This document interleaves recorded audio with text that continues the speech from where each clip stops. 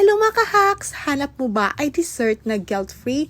Well, today gagawa tayo ng Japanese cheesecake.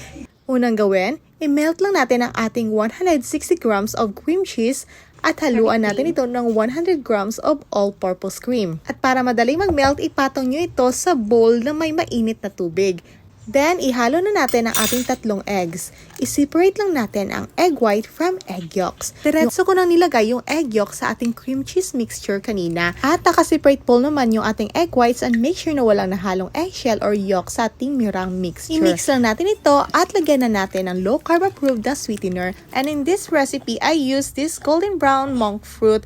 Low-carb approved din ito na mabibili natin online. But if you have the white sweetener, much better po ito. If you have the stevia, mas maganda po itong gamitin sa ating cake. At least hindi magpa-brownish yung color nating cake. At ihalo na natin ang ating almond flour at a pinch of salt. Then set aside muna natin ito while we whisk this egg white. I-beat lang natin ito over a medium speed at haluan natin ng pinch of cream of tartar until we achieve this stiff peak. At yan na nga, ihalo na natin ito by batch sa ating cream cheese mixture. At nakalimutan ko ilagay yung ating melted butter kanina at ihabol lang natin ito at then last batch ilagay na natin ating mixture sa ating mirang.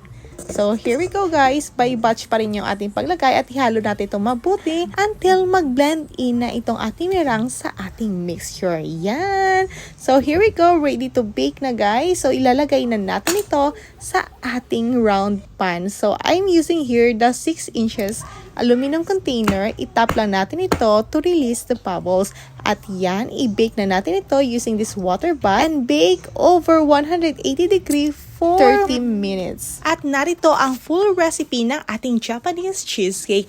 Make your holiday special with this low-carb, guilt-free na dessert. Thank you so much for watching. Again, my name is Ice and enjoy baking!